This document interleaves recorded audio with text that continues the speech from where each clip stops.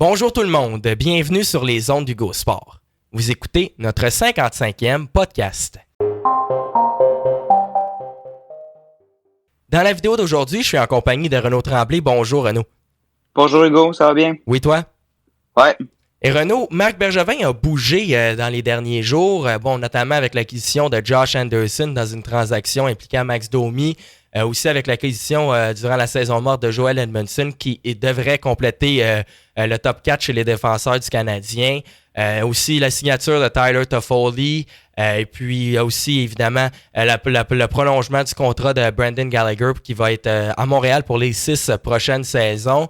Le Canadien aussi s'est assuré là, d'avoir un deuxième but auxiliaire, un deuxième gardien de but auxiliaire qui va faire le travail en Jake Allen. On a aussi prolongé son contrat. Puis du côté des joueurs autonomes dans la Ligue nationale de hockey, ça bougeait un petit peu. Renaud, il y a quand même eu plusieurs changements d'adresse. Je pense notamment à Alex Pietrangelo qui prend la direction de Vegas et Taylor Hall qui prend la direction de Buffalo. Mais ceci étant dit, aujourd'hui, on va se concentrer seulement sur les séries dans le baseball majeur parce que Renaud, on a parlé quand même beaucoup de hockey dans les derniers podcasts. Et puis en ce moment, on est en plein cœur des séries de championnat dans la MLB. On aimerait vous en parler davantage. Tout d'abord, Renaud, c'est important de mentionner la performance des Rays de Tampa Bay qui se retrouve au moment où on se parle, Renaud, à une seule victoire de la Série mondiale. Ils affrontent les Astros de Houston. Les Rays de Tampa Bay ont été en mesure d'éliminer les Yankees de New York dans la série de division. Les Yankees qui étaient, selon moi, les favoris pour l'emporter dans la Série mondiale. On le sait, Renaud, c'est une formation qui est très forte, très solide, avec des gros joueurs, des piliers, justement, dans l'alignement. Je pense à Aaron Judge, notamment. Évidemment, on a aussi DJ LeMahieu, Gary Sanchez derrière le marbre, Luke Voigt, Gio Urshela. Renaud, pratiquement tous les joueurs des Yankees dans l'alignement sont en mesure de faire la différence au bâton. Et évidemment aussi, on avait un très bon personnel de lanceurs. On a été en mesure d'aller chercher Garrett Cole durant la saison morte pour l'ajouter à notre formation. Les Yankees de New York, selon moi, Renaud, était une formation extrêmement dominante. Et ce sont les Rays de Tampa Bay, Renaud. Une formation, une organisation qui ne dépense pas beaucoup d'argent. On a un petit budget, mais on réussit quand même à remporter des matchs. On a éliminé les Yankees de New York. Du côté des Astros de Houston, présentement, on a une très bonne série qui se dispute là, entre les Rays de Tampa Bay et les Astros de Houston. Les Rays ont remporté le premier match par la marque de 2-1. Ils ont aussi remporté le deuxième match par la marque de 4-2. Ils ont remporté un troisième match de suite, 5-2. Mais tranquillement, là, les Astros sont présentement en train de revenir dans la série après une victoire par la marque de 4-3 lors du quatrième match. Une victoire aussi par la marque de 4-3 sur un circuit, évidemment, de Carlos Correa en 9e manche pour donner la victoire aux Astros. Les Astros ont emporté aussi par la marque de 4-3. Et puis, en ce moment, Renaud, le match numéro 6 se déroule et les Astros de Houston mènent présentement 4-1. On est en 5e manche. Donc, on va peut-être avoir droit, Renaud, à un 7e match entre les Rays et les Astros. Évidemment, donc, 3 matchs de suite, 3 victoires de suite là, du côté des Rays. Les Astros reviennent dans la série tranquillement. Du côté des Rays de Tampa Bay, Renaud, on a vraiment un bon personnel de lanceurs. Je pense notamment à Tyler Glasnow comme lanceur partant, Blake Snell. On a aussi évidemment Charlie Morton, évidemment aussi dans l'enclos des releveurs. On a une très bonne relève avec José Alvarado. On a aussi Nick Anderson, Diego Castillo. Je pense vraiment que les Rays de Tampa Bay sont une bonne formation. Selon moi, ils vont être en mesure, Renaud, de participer à la Série mondiale. Mais c'est important de mentionner que les Astros de Houston ne sont pas à négliger non plus.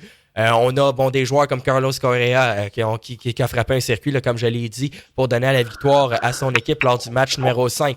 On a, évidemment, un excellent personnel de lanceurs aussi. On a Zach Greinke aussi au niveau des lanceurs partants. On a malheureusement perdu Justin Verlander puisqu'il est présentement en train de subir l'opération Tommy John. Mais tout de même, du côté des Astros, Renaud, on a une formation très solide.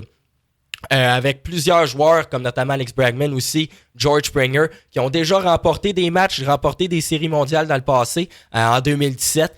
Mais là, c'est important de mentionner aussi qu'en 2017, les Astros ont utilisé une caméra dans le but de pouvoir décoder les signaux des équipes adverses. Et c'est pourquoi, Renaud, c'est la raison pour laquelle la plupart des amateurs de baseball souhaitent que les Rays de Tampa Bay l'emportent là, face aux Astros. Selon moi, ils sont les favoris, mais Renaud, parle-nous un petit peu davantage là, de cette série entre les Rays de Tampa Bay et les Astros.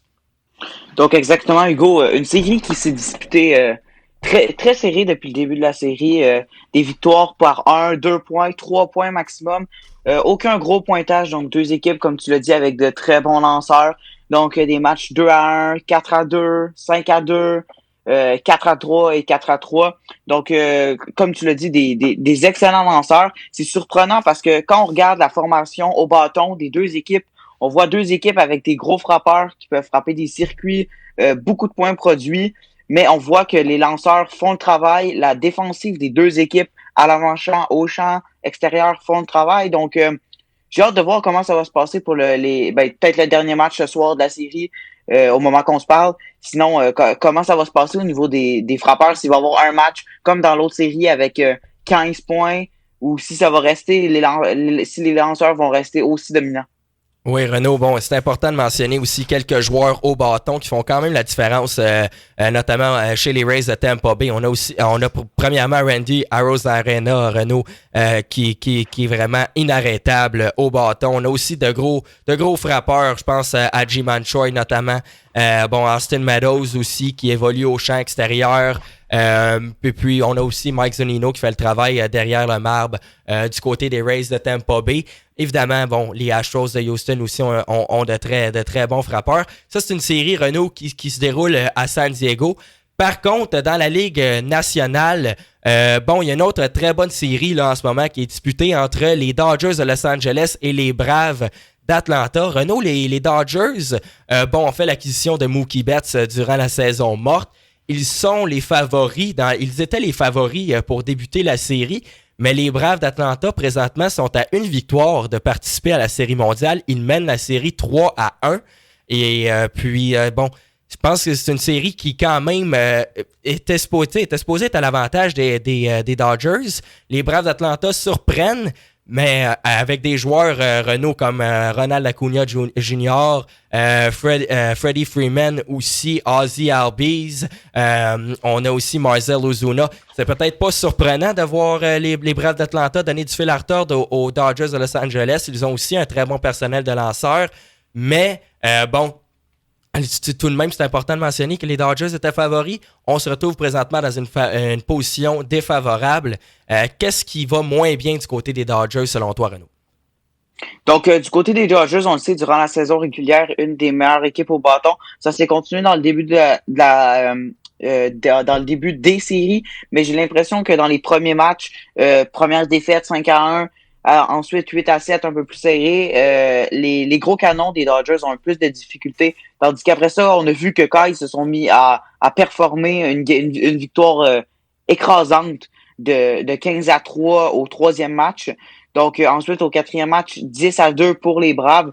Donc, j'ai l'impression que les frappeurs des Dodgers ne performent pas à leur talent réel, comparé plus aux frappeurs des Braves, comme tu l'as dit un peu plus tôt, avec Ozzie Albies, Freddie Freeman, qui, eux, performent extrêmement bien depuis le début de la série, ce qui leur donne, d'après moi, un avantage. Et aussi la défensive des Braves qui performe bien, à part le match à 15-3, où le lanceur s'est fait détruire. Ça s'est bien passé pour les Braves en défensive. Oui, justement, dans le troisième match là, qui s'est conclu, comme tu l'as dit, par la marque de 15-3 pour les Dodgers, il y a une manche de 11 points pour les Dodgers de Los Angeles. Ça va quand même, Renaud, vraiment dans une direction opposée à la série dans la Ligue américaine. Dans la Ligue américaine, tu l'as mentionné un petit peu plus tôt, c'est des matchs qui sont chaudement disputés, surtout des duels de lanceurs. Peu de points qui sont marqués du côté de la Ligue nationale. Et Renaud, c'est tout le contraire.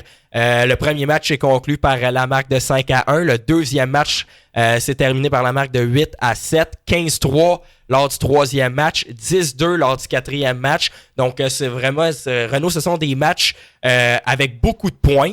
Donc, je pense que les lanceurs des deux équipes, visiblement, n'exécutent pas leur lancer lorsque les équipes adverses se présentent au bâton.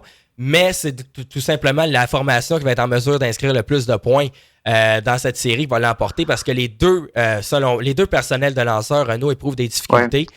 Et puis, du côté, présentement, ce sont les Braves d'Atlanta qui se retrouvent dans une position favorable. Maintenant, Renaud, est-ce que tu penses... Oui, vas-y, Renaud. Aussi, Hugo, pour le troisième parti, 15-3, comme tu l'as dit, 11 points en première manche, statistique intéressante.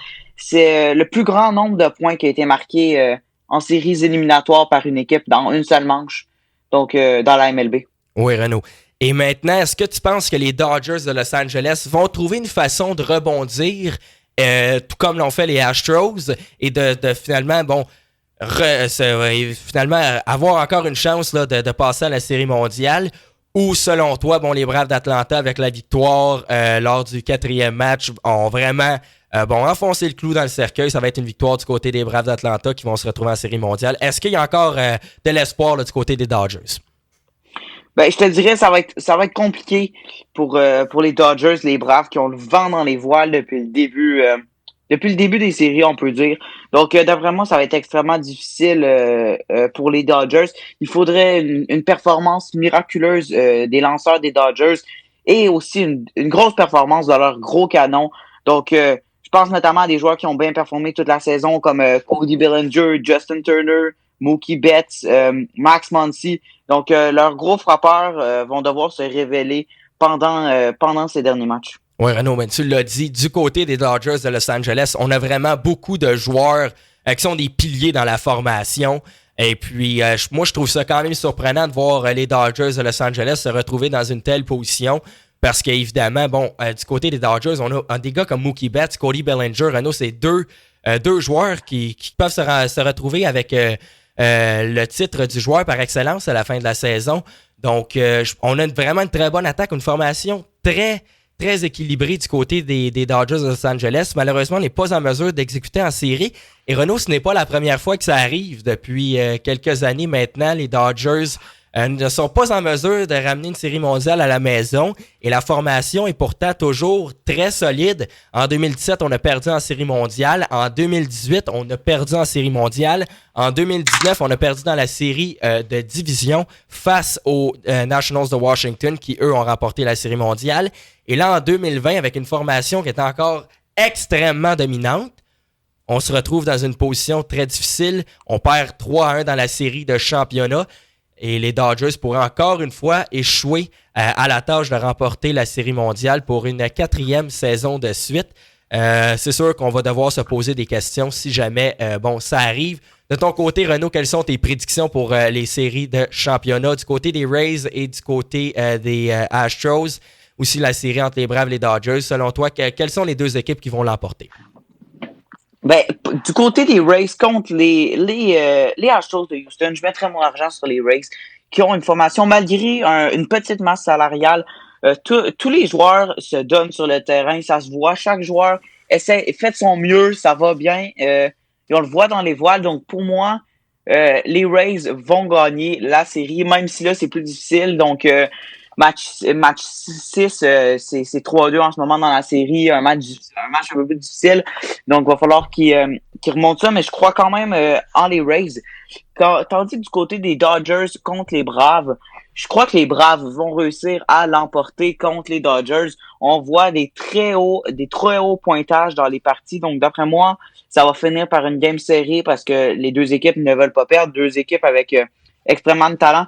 Mais d'après moi, une des choses qui va donner du fil à retordre aux Braves avant de l'emporter, c'est les Dodgers qui sont des habitués des séries, comme tu l'as dit, leur palmarès dans les dernières années est très bon, se rendent souvent loin en série. Donc, ça va être difficile pour les Braves, mais je pense qu'ils vont réussir à s'en sortir. Mais une autre chose qui pourrait être intéressante, c'est de voir une finale Dodgers contre Astros. Donc, comme tu l'as dit en 2017, lors de la tricherie des Astros, c'était contre les Dodgers. Donc, les Dodgers qui ont perdu face aux Astros en finale quand les Astros ont triché. Donc, ça pourrait être intéressant de voir une revanche un peu. Oui, Renaud, c'est un point super intéressant que tu apportes. Et là, si la tendance se maintient, en ce moment, les Astros, Renaud mène 5-1 lors du 6e match. La tendance se maintient, on va assister à un 7e match entre les Rays et les Astros. Ça va être difficile pour les Rays parce que les Astros ont le vent dans les voiles présentement. Si les Rays, si les Astros l'emportent là, lors du 6e match, ça va faire 3 victoires de suite du côté des Astros. Ça va être difficile du côté des Rays, évidemment, de pouvoir contrer les Astros lors du 7e match, mais j'ai quand même l'impression que les Rays de Tampa Bay vont être en mesure d'aller chercher la victoire. Du côté des Braves, je pense qu'avec une avance de 3-1 qui est quand même confortable, j'ai l'impression que les Braves vont être en mesure d'aller chercher la victoire. Évidemment, avec des gros joueurs, encore une fois, comme Freddie Freeman, Acuna Jr., Marcell Ozuna, je pense que les Braves d'Atlanta vont se retrouver en série mondiale. Et Renaud, on aura l'occasion de s'en reparler parce que là, c'est la fin du podcast, mais on va toujours être de retour, évidemment, lors de la série mondiale. Donc, j'espère que, vous qui nous écoutez derrière votre écran, j'espère que vous avez apprécié la vidéo. Dites-nous dans les commentaires vos prédictions aussi pour les séries de championnat et pour la série mondiale. Si vous l'avez aimé, ne vous gênez pas pour liker la vidéo, vous abonner à la chaîne, interagir avec nous dans les commentaires. Je remercie Renaud Tremblay qui a été avec nous aujourd'hui. Ouais, merci beaucoup, ça fait plaisir. Et puis on va se revoir dans une prochaine vidéo. Donc merci beaucoup et au revoir.